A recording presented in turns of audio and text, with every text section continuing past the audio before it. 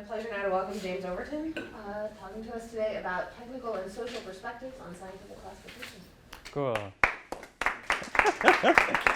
Thanks, everybody. You're too kind. So I give lots of these talks with different elements to scientists, and I do give talks on my stuff to philosophers sometimes. But this is a kind of different format, different situation. So I'm very happy for you to stop and interrupt and ask questions, and I will adjust and fit into whatever adjusted time Julie allows before she starts yelling at me and everyone starts, their glycemic index drops. First, a bit of my background. So I did undergrad work in humanities and mathematics. At that time, I was working as a programmer, getting kind of a mixture of different things. I went back and did a PhD in philosophy of science with Bob Batterman, who is also Julia's supervisor. And then since then, I've been working full-time consulting for scientific databases, doing data integration using these domain ontologies. And it seems like a really mixed bag. I think it all comes together. But what I hope to kind of contribute to this workshop is not that I know anything about nanomaterials, because I don't, or even chemistry, because I don't, but I have this kind of dual background on the philosophy side and the technical side, and I make it work, making people's databases run. So hopefully I can kind of answer some of your questions about the applications and the practical elements. So here are some of my clients. They're not chemistry databases. They're biological databases. The immune epitope database is immunology. ChEBS is carcinogenicity toxicity. And I also do some work for the Gene Ontology on technical stuff. So, why do they pay me? This is an important question for a philosopher who's not in the philosophy department. So they have data from all these different sources that they've collected over many years. And these data are similar in content, so they want to be able to compare the content, but in form, they're often very different. So people are using different columns in their table, they're using different headers for their columns, they're using different vocabularies for their terms. And so you have these different apples, but you can't actually put them in the same basket and compare them. So they want to integrate that into a single system that they can compare, analyze, search. And I know the projects, and I know the people, and I know the tools to actually make these things happen. And that's kind of the value that I add to these things, even though I'm a philosopher. And then all the time I do this using these domain ontologies, so that's what we're going to talk about today. And when I talk to philosophers about ontologies, of course, we're at cross purposes, so I'm going to try and bridge that gap. So these domain ontologies are terminology systems that we use for scientific data integration. And they involve all these different elements. And I'm going to try and give you an overview just of the different elements that are involved. So there is the science and philosophy element of it, maybe science first and philosophy, but philosophy is important too. So the classification of the things, coming up with just good technical textual definitions, coming up with good logical definitions, knowing your domain, understanding the domain-specific conceptual problems. That's great, that's important, but it takes way more than that. So you need your technology guys working on putting stuff in the database, moving it to another database, making sure that the databases are talking to each other, that doing good search and analysis in reasonable amounts of time, coming up with good results, long-term maintenance of these things. They have to last for decades, and that turns out to be really hard. And then there's all these community aspects. So you're building consensus, you're trying to develop these standards, and these things need to be funded, and they need to be funded over the long term, and that's really hard. So these domain ontologies are complicated, like technical, social, scientific, philosophical things, weird things, and all these elements come together. So that's the upshot, is just that you need a lot more than the science to do these things successfully. So these are the things I want to talk about, and I'll adjust to fit the time that we have. So a little bit of history about these domain ontologies, from how philosophers talk about ontology to the current community of open biomedical ontologies that I'm involved with. So that's my perspective on it. It's just one perspective, but that's what I can talk about. And then I want to give you a bit of an overview of some of the tools and techniques, just because I think it's important to understand how our discussion of these things and the textual definitions actually get kind of pushed into a computer and then pulled back out. I think it's important. And then the community aspects, which I don't usually talk about, and sometimes my slides are a bit snarkier and grumpier than usual, but I think I'm just getting a bit older. I don't know. And if we have time, I can give examples, but I don't know. So history. Some of the oldest philosophical texts that we have are about ontology. And very roughly, too many philosophers in this room, but we're talking about being and logos, the study of being. And it's been a central philosophical topic ever since, people talking about the basic categories that are out there, things like objects and properties and processes and events. And I don't want to get into any more details about what those fundamental categories are, because people have different perspectives on it. But even the fact that people were studying these things and dividing the world up in these fundamental categories was the critical thing that led this word ontology to kind of migrate into the technical world that I work on. So philosophers have been talking about these fundamental categories for thousands of years. And then in, say, the 50s, artificial intelligence researchers wanted to start building machines, systems that think kind of like people think. And people think about objects and their properties and processes and events. And so they started to build the terminology systems. I think this distinction is useful. AI systems often have a T box, a terminology box with the basic categories that they need to use. Then they have an A box with assertions that use that category. And the T box kind of goes unquestioned. It's kind of the platform. And then the A box is assertions that get reasoned over and further inferences drawn. And so early AI researchers started using these ontology categories from philosophy, objects, properties, processes, events, that kind of stuff, putting them in the T box so that they could start making assertions, just basic assertions, so that these systems could start to reason about the world. And then, because things don't stay the same, AI started to branch into different fields. I'm just saying roughly in the 1970s, but this field of knowledge representation or knowledge engineering kind of branched out of artificial intelligence as its own field. And they were, instead of building general artificial intelligences that were going to think about everything, they started to build expert systems that would reason well within a domain, and some of the early ones were in medical diagnosis and stuff. And so that T box starts to get bigger, and it's not about the fundamental categories of being anymore. It's like the basic terms that medical diagnosis system, expert system needs. So it needs, patient, physician, lab experiment, maybe heart rate, or these kinds of things, right? And so we're not talking about fundamental ontology anymore. We're talking about domain ontologies. And so that's starting to get more towards, this stuff that I work with. And then a bit more specifically, the community that I'm in really built out of the Gene Ontology, which is a really successful project that in the 90s, late 90s, brought together a consortium of model organism databases that were all had to encode interesting genetic information coming out of genomics, compared to phenotype information, all this kind of stuff. And ultimately, the model organism databases, they wanted to talk about genetics in this model organism, but then link it up to other model organisms and to humans. So they wanted to be talking the same language, and they came up with the Gene Ontology as this kind of umbrella organization.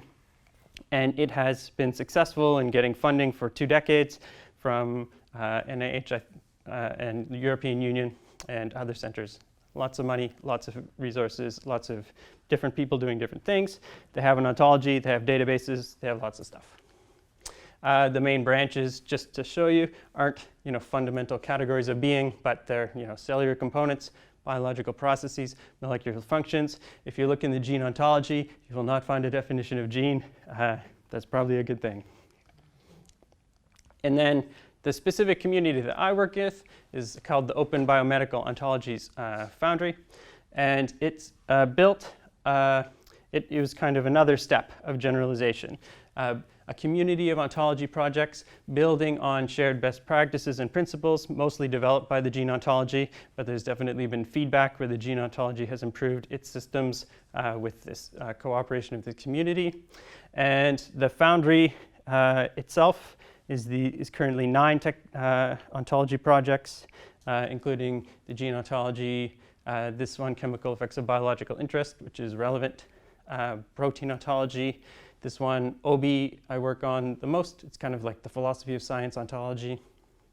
And these ones have been reviewed, and they're kind of non-overlapping. They're usually bigger budget projects, and that's great. And then there's this library of more than 130 other projects that have contributed in different ways. They tend to overlap more. They aren't reviewed according to the principles, but it's a big community involving all these different aspects of biology and biomedicine. Is there a mechanism to review them and move them?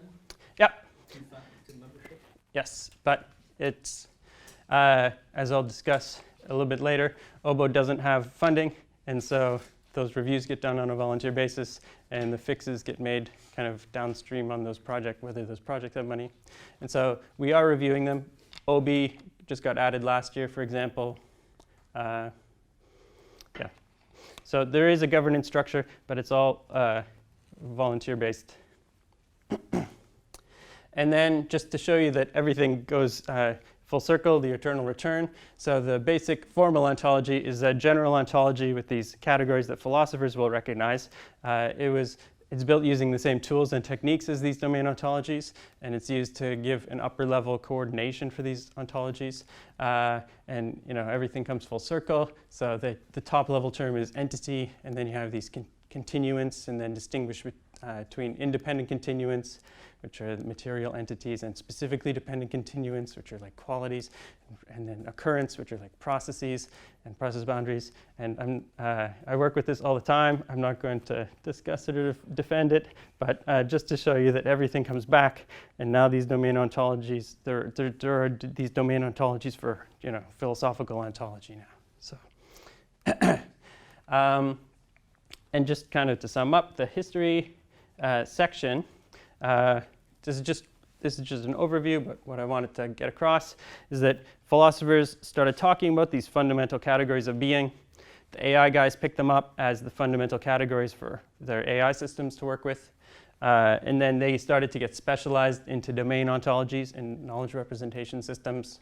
And then those domain ontologies really took on lives of their own as community standards for databases and integration projects, like the Gene Ontology. And now we're kind of at the next stage where there are communities of such communities talking about best practices for such standards, and it just recurses. So maybe take a second to ask questions about those before we go on, because I'm going to change direction, but then it's going to come back. I mean, you were sort of talking about stages of development as if this was something that you could find in sort of every classification practice, but... I haven't thought about that. I don't know. What would be the parallel examples to develop? I'm not sure, that's why I was asking. So, I mean, ultimately everything goes back to philosophy, we know that.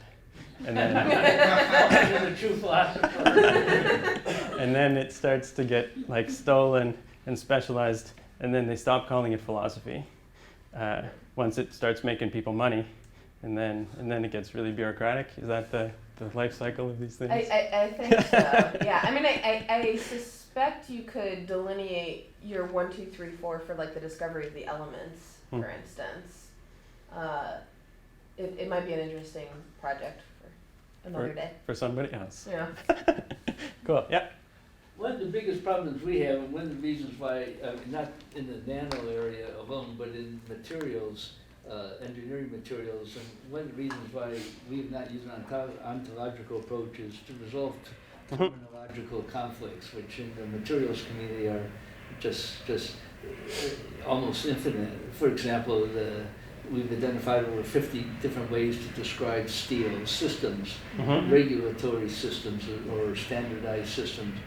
And so we found that the technology of ontology, it was a barrier to get people to come up with some kind of resolution of terminology conflicts. How have you handled that within these, OBO? Yeah, and one of the phrases you used was premature standardization, and then there's lots of premature ontologization. I mean, I wouldn't disagree with your approach at all. The first key is to have, the terms that you want to talk about, and then good textual definitions for them. Because if you don't have those, you don't have anything. You just have people with their intuitions about the labels, and then they're going to find out down the road that they really didn't understand what the other person was saying. So textual definitions are the basis. But then once you have more complicated, and then kind of genealogically, the next step is maybe those terms form a hierarchy, a taxonomy with a single axis, and then you build a taxonomy. And then once you need a richer network of connections between your terms, more than just like a single tree, that's when the ontologies and their tools really kick in. And so, before you need those, don't bother. Yep. To what extent are you constrained by this history? Do you ever reverse engineer this and, say number 1 doesn't exist at all, or you have number 4? Do you ever get back to 1? So the key that technical people like me have to keep reminding ourselves of is that these tools are all tools for communicating between people first. And it's just that those kind of categories are the categories that people use in natural language to communicate about things. So I'm not interested in a computer optimized, like big data Google ontology that I don't understand and I can't talk about with other people. That's a quick answer. But yeah. I guess this sort of relates to that question. It's sort of a real general question, but I wanted to ask as a philosopher. I mean, how do you feel about the fact that the notion of ontology has strayed so much? When I'm in philosophy, there was a great example I had. I worked a little bit on one of the NIH ones, and we found one of the things that identified disease states. One of the properties of the data mining algorithm was number of spaces in the text. Yeah. And so I mean, how does that really apply to an ontology that's useful in a fundamental way? Yeah. I don't know exactly how to answer that question. I mean, I like. So I did philosophy of science because I wanted to understand science, and then I wanted to help scientists get through tricky conceptual issues and try to help them do their work that way. And then I discovered this field where I could solve different problems that were a bit more technical and help them do their work that way. And so to my mind, my approach has always been kind of similar, but I mean, there's lots of weird different problems. You can't solve every problem with a technical solution, and they're not all philosophical problems either. I try to use these tools from both sides of my background to solve their problems. And if they're really ugly problems, like the only correlation we have is the number of spaces, then that's what I got to deal with. So let's talk about the technology, since that came up. It's a good segue. There's a bit of a parallel history of some of the technologies, and they've come together into how these ontologies currently work. So we have the web, just as a distributed document system connected by hyperlinks, and that's going to be the key thread that we're going to follow. And it's got this very loose global coordination that seems like a disaster, but it actually works most of the time. So we have these global domain name systems and hypertext transfer protocol that are standards that everybody has to follow if they want to participate in this web thing. But then the local implementation is very flexible. So as long as you're following that system and your server has a domain name and it's serving HTTP, you set up your own files and you serve them any way you want. And so it's this interesting combination of a few global standards that are quite loose, and then a lot of local flexibility. And it's another example of like worse is better, where this just this kind of half-assed solution ends up taking off while all the other perfect solutions were left in the dust. So I really want to focus on the hyperlink web address thing, the Uniform Resource Locator, or an URL. So this is familiar. This is an URL for a PubMed paper. I don't know exactly which one. That was an example I picked a long time ago. And the great thing about this is that you break it into these 3 parts. So you have a scheme, which is the protocol that the data is going to be transferred across. You have this domain name, which is just naming a server out there. And then you have this free-form path. And so that part, those 2 parts are global and standardized. But this last part is pretty free-form. And so as long as you have a server that's sending this stuff, you can make up this part almost any way you want. And the upshot is that we have this gives us a system for defining a practically unlimited number of globally unique names.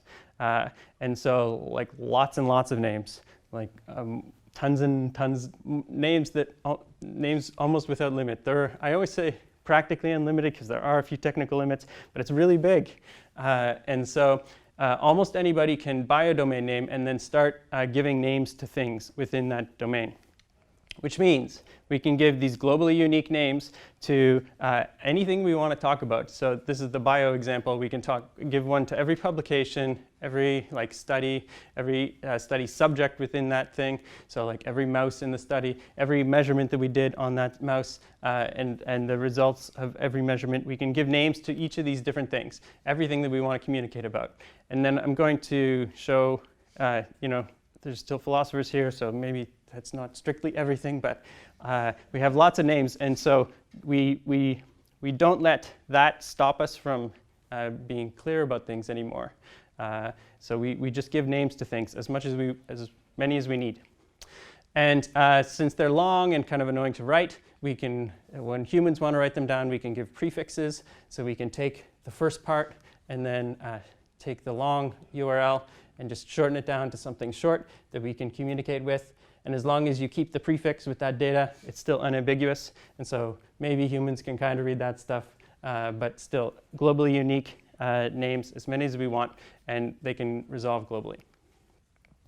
So here are some common prefixes that we might see for RDF and OWL web ontology language. In my open biomedical ontologies thing, we usually talk about just an OBO prefix, so maybe my examples will have some of those. But then you define your own within a document. You say, I'm talking about this study, so this is going to be my short prefix for things. So yeah, names, all sorts of names, as many names as we want.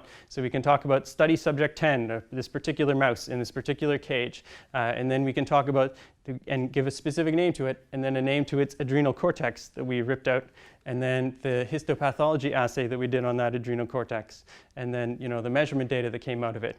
So names aren't going to stop us anymore. And we have these ontologies that give names for types of things, different species, different organs, different molecules, different diseases, all these different things. So not only individuals, but also classes of things and groups of things. And then we have some literal data too. So it's not just names, but also strings, numbers, dates, Booleans, true or false, times, that stuff. All right, and now we get to the fun stuff. So we don't just have to name individual things and classes of things. We also give globally unique names to the relationships that we want to express between things. So philosophers like terms like predicate. That tends to be what's used in the field. So we talk about predicates. So the RDFS label relation is a human readable relation that connects together the thing you want to talk about and then the string, which gives the label for it. And you can have a comment relation, which links together the thing and then the string for the comment you want. And then you say that, it's just RDF type. That's anyway. Say that this thing is of that type, and this class is a subclass of that. So this is the cool thing. Instead of just names, you start talking about these triples of names, where you have a subject, which is a name, a globally unique URL, and then a predicate, which is a name for a relation that you want to assert, and then an object, which is usually a name, or it can be a literal string. And these triples allow you to make very simple statements about things. And so we've built up from our name system for our global the World Wide Web of distributed documents. We have those links, we have those URLs for naming things. And then we build them into triples that make statements about things. And now we're cooking. So we can start saying stuff. So it works like this. Study subject 10 has label subject 10 string. And then this is the NCBI taxon ID for mouse, which has label mus musculus. And then the subject can have type, which links back to this name, which links back to this label. So, so we make these assertions, 3 very small statements. And then the great thing is that these names are matching up, right? So we merge them together. So we have this subject here, and we know that has the label subject 10, and it's of type NCBI taxon 10,090, and that has label mouse. So now, not only do we have individual statements, but these statements form a graph, a network that we can start navigating through. So we can start here and ask, what is the type of study subject 10? And then get it. And what is the label of that type? And start navigating. And then, of course, this is an easier way to just write it, which I think I use in an example, but same kind of thing. So this subject is of type this, and instead of the names, let's do instead of the URLs, let's do labels. And then the other kind of key bit is that scientists love tables, they love spreadsheets and databases, and the tables are great, spreadsheets are great, but they're really just really compact ways to make a lot of these statements.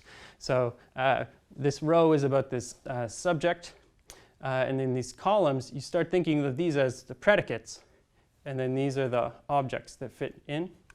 And so this is a really compact way to make the same set of statements. So that our subject 10, is a subject, and it's a mouse, and it's a member of this subgroup, which is a group and has this label, and that's part of the supergroup, and it is a supergroup and it has this label. And so, so the tables are really nice compact ways, but we can expand them out into a graph. So tables are really compact ways to make a lot of statements. Now, tables are awesome, but they have some drawbacks, and one is that their structure is quite rigid. So if you want to take 2 tables and merge them together, you can't just do it. You have to make sure they have the same columns in the same order, and maybe other things are sorted. So you can't just squish 2 tables together. But graphs, although they're kind of loose and harder to write down sometimes, they're very flexible and they're trivial to merge. So if we want to share data on this World Wide Web, which is kind of crazy, you never know what your data is going to get used for, how it's going to get combined with other people's stuff. You use this graph format. You put it in a graph, and then someone else has a graph, and you can just merge them together. So tables, you have to know their structure before you can merge them, but graphs, all graphs have the same basic structure, which is just these links. So graphs are really awesome for merging data, and these graphs are just sets of triples, sets of these statements, subject, predicate, object, and each of those is really just a name, which is a URL, a globally unique name, or a literal string, literal number. So that's all the technology. And then we can get specific about how it kind of gets shoved into the databases. This is one syntax for writing down RDF. It's kind of human readable. You set up these prefixes, which are these URLs, and then you have a shorter way of writing down the same things that we said above. Study subject 10 is the subject, and it has predicate, label, subject 10, type, mouse. And then you can put that into a database, and then you can query it with this other thing called Sparkle, which is saying, I want to find a subject and a label from that particular study where, and then the question marks are like the slots, the things that are going to get filled in, the variables. And so you're saying it's going to have this graph structure where a subject has a label and a subject has a type, and then we're going to pull those out. And that'll be our table of results. So, so we have tools. We have our spreadsheet on our computer. We can translate it into these triples. We can merge it with anything else that in the world, put it into a big triple store database, and then we can use these queries to pull them out, and it's cool. And sometimes it works. And then the last technical thing I want to talk about is web ontology language. I think this was in homage to Winnie the Pooh, because owl spells his name W-O-L. And so as I said to John a minute ago, I think of these things as building up from a terminology with like a controlled vocabulary, just a flat list of terms and definitions, build it up into a taxonomy, which is just a hierarchy of terms using a single relation between the terms. And then these ontologies are logical networks of terms, so they have multiple relations of different types connecting things together. And the cool thing is that we can query over these networks of terms. So we can start to ask questions like of the tree. This is the parent node, and we want all the children of this, or we want all the things that follow this part of relation, or whatever. And then we can do interesting stuff. Oh yeah, and then so OWL takes RDF and builds on it. It has a language for defining logical axioms for classes and properties. It's actually quite a kind of, for philosophers trying to do this, it's a kind of a crippled language, intentionally crippled. It's called description logic, which is a fragment of first order logic that is decidable in finite time, which sounds really awesome, except that finite can still be really, really big, bigger than your computer. There's a few annoying limitations of OWL DL. One is that just because of the way RDF works that I was talking about, you really only get these binary predicates from a subject to an object. And we've had a lot of trouble trying to do like temporal relations where you want to say, you know, X is related to Y at time T, and it starts to get technically complicated. You can, in theory, you can do it. In practice, it's miserable.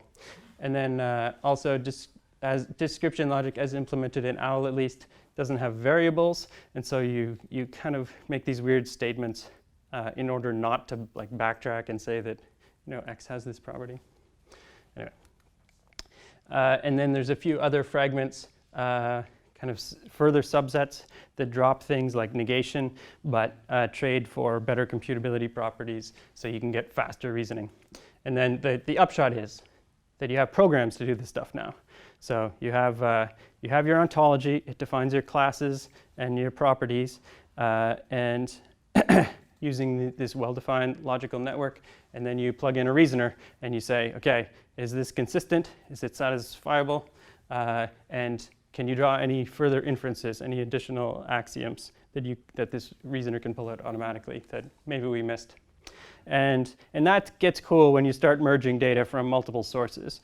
And so like the immunology guys and the eukaryotic pathogen guys, we're trying to merge some of our data together. And you know, people haven't really looked at that data together so much. And so hopefully we'll be able to find cool things that you didn't expect. So summing up the technology part, we have this web, which you guys are all familiar with. It's kind of a crazy place, unstructured. But the key technology is these globally unique names. And we have lots of them. And then we use these names and we put them together to make simple statements, subject, predicate, object. And then sets of those statements, those triples, form a graph. And graphs are really great for merging data together. So they're ideal for the web, where you don't know where your data is going to go when you're done with it.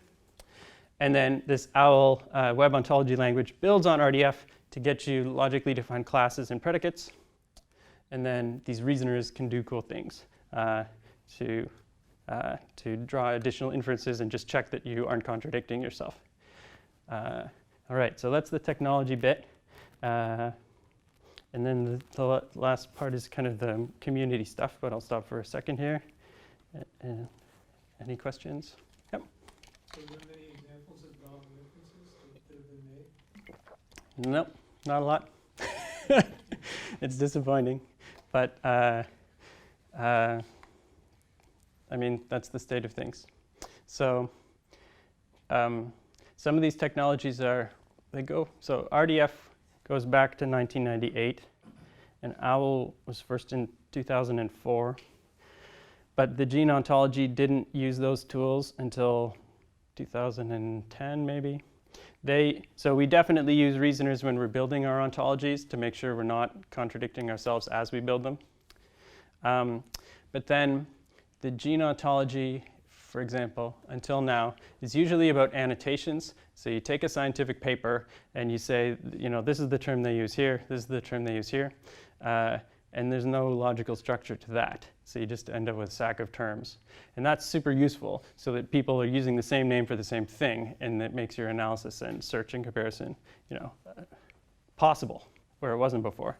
But they don't tend to use fancy logical statements when they're making that. So we're kind of moving towards a slightly fancier logical stuff. And then, and this kind of stack of technology is called the semantic web. And it has a bad rap, partly because Tim Berners-Lee, who developed the web in the first place, he wrote this kind of breathless, hyping article in Scientific American back in 2000. And it took like another decade for the standards to catch up to anything like he was talking about. And he was talking about intelligent agents, booking your flights for you and checking your dental appointments and stuff. But we run into a lot of the same problems that you run into just on the web, which is that, people lie, things contradict each other all over the place, right? So, and like Google's big innovation was originally not to trust anything that anybody said about any of these links, but just to look at the network of links and look at what links were coming into this page. So a whole generation of web editors was putting these metadata fields in their documents, and then an entire generation of search engine optimization people were lying about all those predicates. And then Google just said, we're not going to trust any of it. We're just going to look at the link structure. And they were right. But then, so when you're dealing with this, you're merging graphs from different places, maybe, and they can contradict each other. So the next level of technology, which is still only a couple of years old, is kind of pulling those apart. And so instead of just sets of triples to form graphs, you have quadruples, where they say what graph they belong to, and you can make assertions about the set itself. So you can add all the metadata, and then you can select which subsets you're going to query over, and a bunch of these things. So it ends up being harder than anybody thought, because people lie. And then the logical stuff is still just coming online. Can you comment on the scalability? Right. So I don't use this stuff for any big data. So the immune epitope database that I work with, they have they get tens of millions of dollars of funding from the National Institutes of Allergy and Autoimmune Disease. And they've infectious disease, and then they've done 10 years of manual curation. So they've curated every paper in the entire field and every paper that's ever been published in immune research, 20,000 papers and 1 million assays and 250,000 epitopes. And all that fits in on my laptop. It would fit on my phone. It's 400. It's less than a gigabyte of data. So is it big data or not? But then the other thing is that the table-based storage, like SQL stuff, all that technology is very mature. And as we get better machines, all that table-based stuff gets faster and faster. And so the triple stuff is maybe getting to practical speeds, but it's always really outpaced by the state of the art and all the other table-based stuff, which gets a lot more investment, a lot more stuff. So so scalability can mean lots of different things. It's how much data can you shove into your database? How expensive is your database? How fast can you get data out of it? And I don't have good answers for really, really big data. So I'm only just starting to convert the full set of IDB data into rich ontological form. And I don't know of anybody else who's done the full thing. So there's kind of two statements that I want to make. One is that the Gene Ontology gets a lot of funding, and it's proven successful simply on this annotation layer, where people have genes and gene products, and they annotate them using Go terms, and then they can go back and query the data, and it has been hugely successful. And they do use the ontological aspects for some of the hierarchical reasoning, and that's been successful. The logical stuff is still, people have been talking about it for 20 years, but it still isn't there yet, and so nobody has proven that it's really all that useful. I would like to prove that, but I'm not going to stand up here and lie to you and say that I know. So the community aspect of it I want to talk about because it's important. So like I said, almost anybody can get a website and start defining their own URLs and make these RDF statements, build an ontology. Anybody can do that, and they do. But the value is in this like shared representation of knowledge that lots of people have come to consensus on. And creating that value means building a community and building consensus. And that is hard. It's really hard. It's way harder than you think. So my job kind of involves the fast-paced action of standards development combined with all the thrills of database administration. So that's my life. So this is some of these slides are from tutorials that I give to scientists as well. So how do we find terms? In my community, we use this Ontology tool. There's also a more general one called BioPortal, and then the OBO Foundry website has stuff. But if you go to Ontology, you can do a search, and you search for keywords in lung, and then you come up with these different ontology terms. And it still takes a bit of knowledge. So MA is the mouse anatomy one, so if you want to talk about mouse lungs, that's a good place. Uberon is supposed to be more general, and so if you want to talk about all sorts of lungs, go with Uberon. BioPortal will give you the same kinds of stuff with more ontologies. But then once you find a term, what do you do with it? And there's a bunch of important questions. So licensing, whether it has a stable identifier, whether it has like good labels and definitions, all these things are super important. And then a general kind of community question. So licenses, can you even use this term? And it's surprising that the answer is often no, because a lot of terminology systems have restrictive licenses. But all of our open biomedical projects are open source with Creative Commons licenses. We expect citations, but that's kind of it. And that's a big question to ask. So things like the clinical terminology systems like SNOMED have restrictive licenses. Yep. Are they claiming ownership of the name, or are they claiming ownership of the definition? And has anyone challenged them legally? Right. There's different legal jurisdictions have different rules about what data can be copyrighted, as you know, right? So Right. Different places. Just a collection of facts is not copyrightable, but I don't know. People claim lots of things. Yeah. So we say, insofar as the stuff can be copyrighted, we use these Creative Commons licenses. And if it's not copyrightable, then you don't. Then it's not under copyright. But we don't have lawyers to fight you about it. A collection of terminology and vocabularies are not facts. It's a collection. It's a work of art. It's never been taken all the way through the legal process. Anyway, I would rather use a project where they said that I could use it, rather than they said that I couldn't use it. And then permanent identifiers. So we talked about URLs. Sometimes people talk about persistent or permanent URLs. Really, every term should have a single one of these things. Otherwise, how do you know that you're talking about the same thing? So unique identifiers, like I said. And then kind of labels in our OBO Foundry, our OBO community. We can have lots of synonyms and translations, but we try to have a single official label in English, American English. And then we try not to include jargon and acronyms, but sometimes it's hard.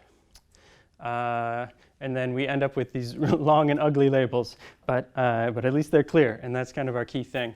And then in your application, you can use a synonym for it, but the key thing is to use that persistent URL. Use the globally unique resolvable name, and then everything will work. The system will work. And then textual definitions. So the textual definitions, in my mind, are the most important thing. And I just see again and again people using labels, and they think everybody means the same thing with this short label, and it's not true. And they always find out they're wrong. And lots of things that call themselves ontologies don't have textual definitions, and for me it's like a huge red flag, and I'm not willing to use their work. Maybe they put a lot of work into it, but they didn't put all the work into it, which was the definitions, and they are super hard. But they expose these disagreements, and they make you actually think about it. And so you gotta have the definitions. And then other things that go with definitions are really useful, examples and notes.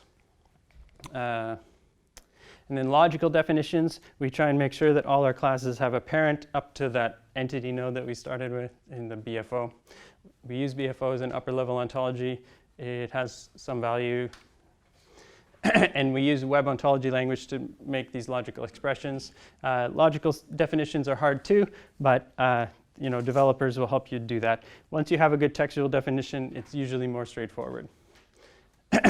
And then terms have a life cycle, so they do get obsoleted, but we keep them. They stick around forever. So once the thing has a globally unique ID, one of these pearls, we keep it forever, and legacy data can keep using it, and that's absolutely crucial. So not only do you need like the current version of your ontology, but all the previous versions have to be available to people because they annotated data with it 10 years ago, and their data should still be resolvable. Should make sense. And then we have these different curation statuses that we try and keep up with, but they're... Go back to obsolete terms. There's Yeah. another thing which are new terms. New terms. Especially the division of concepts into multiple terms or concepts. Right. So we have a few things for splitting terms out and replacing them. We don't have a really good technical infrastructure. We just have kind of human readable pointers. So like there's lots of reasons you might obsolete a term, and then there's lots of things that might happen. Sometimes, like you're saying, a term gets split into multiple terms. That's one case. Sometimes it gets dropped, but there's another term that's pretty close that's recommended. Sometimes it's dropped completely. Sometimes multiple terms could get merged, but I guess that doesn't usually happen because our job is to make distinctions. We have a few pointers for humans to come and update their terms. It would be really good to have a more automated system to flag the things and then kind of highlight the human decision points. I don't know. And then this is another key thing. So you need to have a community of developers and users for your ontology, because too many of these things get published and put on the web and sit there and they don't change ever. They die. So these things are growing. They're growing kind of living things, and so they need to be updated and they need to be maintained. And when the other related ontologies are changed, they need to be updated. And if the technologies change, they need to be updated. And too many of these things get done once and left. So does the ontology have a bunch of users? Are they actually working together? Like, when was it last updated? Is there somebody who's in charge who you can actually contact? And then are they doing maintenance? So our OBO Foundry projects are committed to these things.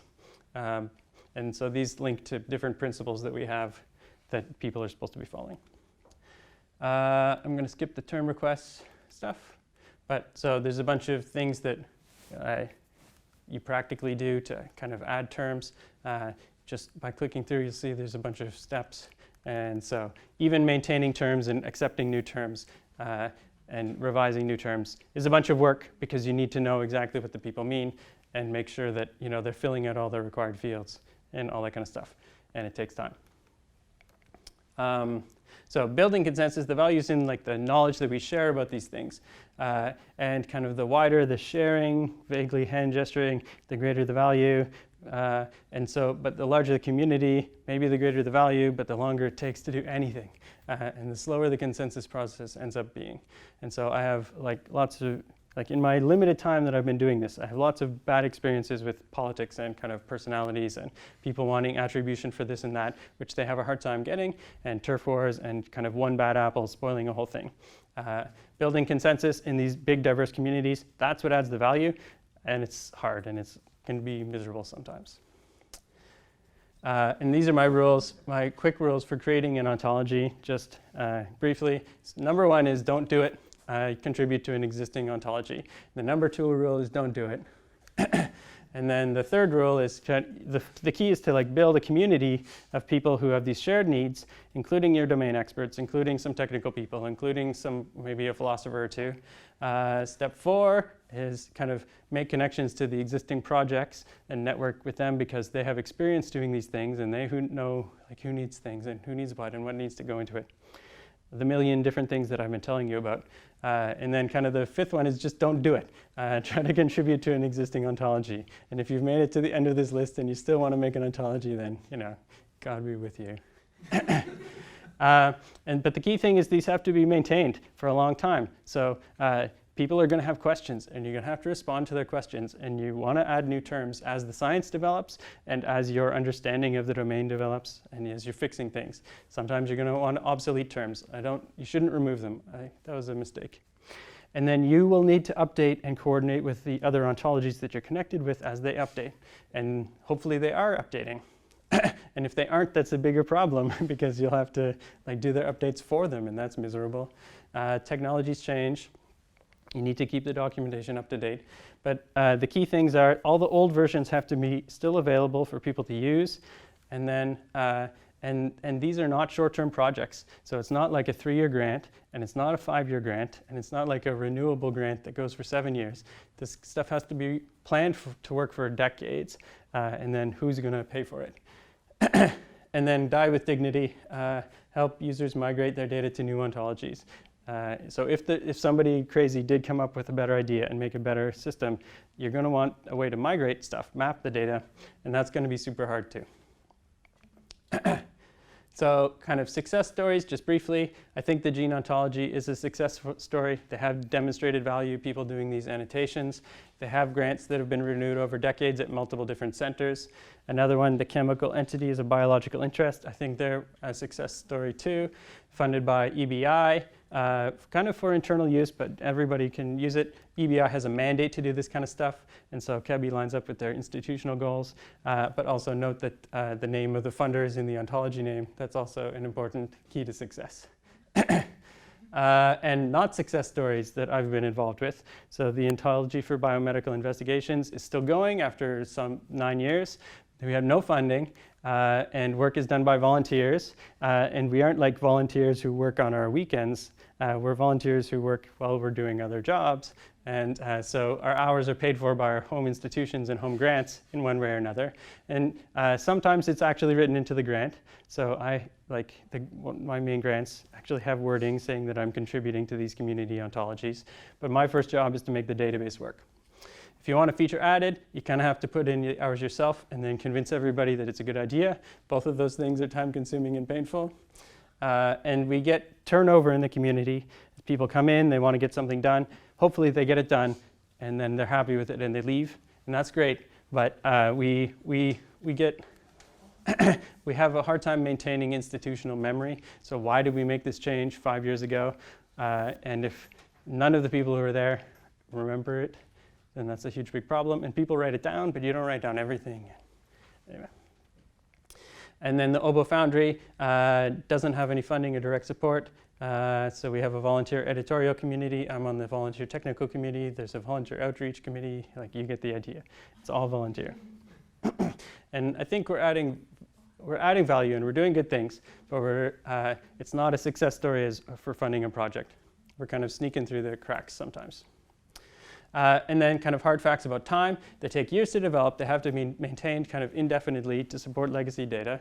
They don't fit the grant cycle, and they don't fit most stages of your career cycle either. So when your postdoc is doing it, it's just not going to work for a 2-year postdoc or a 4-year PhD or whatever. It's just not going to work. And then kind of credits and interests. Academics don't get much credit for ontology development right now. Companies have a hard time getting their employees to invest in long-term commitments like this. They need to see immediate payoff, and I understand. There's kind of two problems with funding agencies. Most of the time they aren't interested, which we complain about, and then sometimes they are interested, and then we complain about it because they kind of pick somebody else's project and they say, well, this is going to be our new standard platform, and this is how it's all going to work, top-down, mandated from the beginning. And then it doesn't work, and it never works, and then people end up using the free stuff that was built by volunteers because it actually solves their problems. And so the funding agencies are putting millions of dollars into somebody else's failed project while you're scraping by on your successful project. And then I was starting to get cranky. Standards bodies can be as dangerous as standing armies. So standard bodies are there to make standards, and kind of sometimes the last thing we need is a standard. And I have maybe a bit more hope about professional organizations starting to have the right incentives, and I hadn't heard John's stuff before, so I'm rethinking all these things, but I have many frustrations about how these things get funded. It's a problem. So summing up the community stuff, I think the value of these kind of shared standards is in the sharing part, the people coming together to agree that this is the right way to do it. And that's super hard. So building these communities, it takes time, and building consensus within the community takes time, and then the ontologies have to be maintained for a long time, and time is money, and nobody's got money. So I'll just wrap up and people can ask questions. So this is back to my slides at the beginning. So these biomedical ontologies are systems of terminology for data integration. They have these science and philosophy aspects. Classification is important, the logical definitions, the technical definitions, super important. But there's all these other aspects that you can't forget about. So people need to be using that stuff to put data in databases and then annotate stuff in journal publications. It needs to be shared, it needs to be searched, it needs to be maintained for a long time. And then the value is building these communities that agree on how these things are supposed to work. And that's super difficult and expensive. And yeah, standards development. And then funding is a big problem. And there are examples of people who've succeeded, but there's no roadmap I can think of to just say, I want to build an ontology, who's going to pay for it? Not me. So building a successful classification system is not just about the classification system. It's also about community, technology, all these things. Thanks.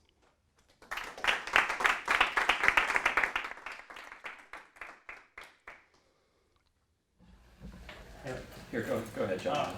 I'm fascinated by your understanding the timeline with respect to data, but you say statements like ontologies extend for decades and things and must be maintained, which is, since people really been using these kinds of ontologies for scientific data for maybe 2 decades at most, that's even being generous, that you're projecting into the future. Now, I used to give the same talk about data, only I would talk about databases, and I was a lot snarkier than you ever were. But you're absolutely true about the funding and things like that. And so I have a 2-part question. The first is, obviously you haven't had to worry about extending these for decades. So what is the community view on how you extend these for decades? And then the second part of the question is, what's going to happen when new technology replaces either ontologies or the tools you use, because that's what's going to happen. People are going to gain new understanding of knowledge and going to represent it differently. Ontologies are not forever. The knowledge is forever, and how we represent knowledge is going to change over time. So have you thought about both those things? Right. So you're right. It's not a lot of decades. The Gene Ontology, their papers from 1998, so they had things running in the mid-90s, so it's like 20 years. The OB project that I've been working on is almost 9 years. Yeah. But by the way, the longest ontology that I'm aware of is CIF, the crystallographic information format that was developed by IUCR, and it started in 1970. It was 80 columns, based on a Fortran car, Right. and that's All right. Could people still use it? absolutely. Exactly. So that's They transformed the technology into. Right. So that's what I think is gonna happen. So the specific technologies that we use are going to change, but we can account for that if we make sure that the human readable part is covered, right? So that's kind of what we were both talking about today. So if our textual definitions are good, they are capturing knowledge in English, that other English speakers should be able to understand in 20 years or 50 years. And so even if the platform changes out from under us, we have the textual definition, and we should be able to migrate some of the logical definition stuff to whatever comes next. So I think that's not too bad. URLs, as long as people are using the web, they're going to be using URLs. I don't know. I think the technological problems can be solved. All these things move slowly, but it's the funding and the people paying attention problems that are, I think more fundamental. Yeah. So I'd be interested to hear you talk a little bit more. You talked mostly about community in the context of building ontologies, and what kind of community has to get together to put together a domain ontology. Yep. And what are the features that allow for different domain ontologies to be assembled, put together with each other. But what about the community of the users? What are the characteristics of ideal user community for an ontology that's going to actually take these carefully created terms with these very precise textual definitions and apply them in a systematic and rigorous and useful way? How can people be trained to use that? Yep. And as part of that, have you thought at all about pedagogical applications of ontologies? Because more than anything else, I mean, this is seems to be, a way of describing what a domain's Right. knowledge kind of looks like at a high level. He's oversimplifying things, which is what happens in the teaching of within domains. So, and that seems like maybe one feature of community development that could be really successful, possibly. Okay, so the first one about users might not be entirely satisfying. So one thing about this web stuff, right, is that you just put it out there and people run with it. And so a lot of the time you don't hear back from the users until they're turning themselves into developers by complaining about specific things that they want to get fixed. So first, I don't think it's a clear distinction. There's lots of gradients in between developers and users. But second of all, a lot of it's just thrown out into the void and you never hear back. And I'm focusing on my perspective as a developer and less of a user. It's also because I'm not a scientist, I guess. So I can complain about other people's ontologies, but I usually have technical complaints that they didn't do this and they didn't do that. All right, so that's not entirely satisfying. But the pedagogical one, so I give workshops where I teach scientists how to use ontologies. And we have the ontology for biomedical investigations that I have been most involved with, and I try and write documentation to teach people how to use OB.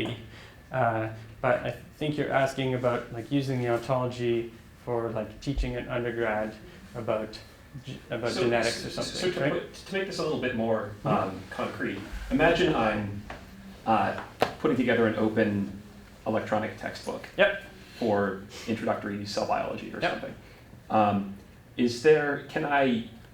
Are people grabbing ontologies and annotating using an OBO ontology to annotate that electronic textbook and thus propagating the ontology in that way within teaching and achieving within research? That's a good point. I can think of, and I'm not in classrooms learning these things, but I can think of one quite good example from 7 or 8 years ago where a guy named Larry Hunter, who is he's like a text mining guy at Boulder, but he's kind of taught himself enough biology to get by and do his bioinformatics stuff. And then he wrote quite a short, and I thought quite good, introductory biology textbook where he used all these ontology terms. So it was kind of his glossary. So he'd be using terms in his text and then pointing to the back of the book and then pointing to the ontologies. But I mean, it was a peculiar case where he's a bioinformatics guy who taught himself some biology and then wanted to kind of write an intro biology textbook that wasn't written by a biologist, I guess. But so I can't think of a lot of examples, but there's at least that one. Yep. So following up on Evan's question, I'm fascinated with the fact that you actually accepted the distinction between developer and user. Can a developer not be a user, and can a user not be a developer? Yeah, so all the developers are users, or else why the hell are they developing it? But so there's no a clear-cut distinction between. No, not at all. And then, like I was saying, the users end up being developers once they start complaining and asking for changes and stuff. But I don't know. I guess I'm comfortable with that distinction because programmers always use that distinction. But you're right. It should be challenged, especially in this case, because it's really talking about a community of scientists doing science together, and this little part of the community saying, we think things should be defined this way, but they're still scientists. They're still the same community. So is collaborators a better term? Sure. I I want to go back to your question, because there's another pedagogical use for these things, and that's to point out the limitations of our knowledge, okay? And one of the interesting things in the nanomaterials, there's a great emphasis on describing surfaces of nanomaterials because they really are the key, but we have very limited knowledge of how you effectively do that. And whether you use an ontology like eNanoMapper or our more naive approach, you quickly realize that the knowledge isn't there. And so now the question is, how do you develop? How do you add to that knowledge? And that's why I asked that question earlier about dividing knowledge, because as we look at surfaces more effectively, that we realize that our old concepts are like surface charge is not a global concept. It's a very localized concept within, and so you're going to be breaking up this surface charge concept into a large number of new terms, and so I think that's where the real pedagogy is going to come in, is guiding people's pursuit of knowledge rather than teaching. Okay, maybe that doesn't really fall under pedagogy, but to me, teaching guides the acquisition of new knowledge, because that's how it's only when you try to teach what you don't know do you realize that you don't know it. I'm quoting Richard Feynman. Are we good for time? Do we want a couple more questions? Well, what I'm going to suggest is we have some bagged lunches sitting outside. Why don't we take like 2 or 3 minutes, grab some lunch. We'll come back and let everyone ask John and James some more questions. With our mouths full. Yeah.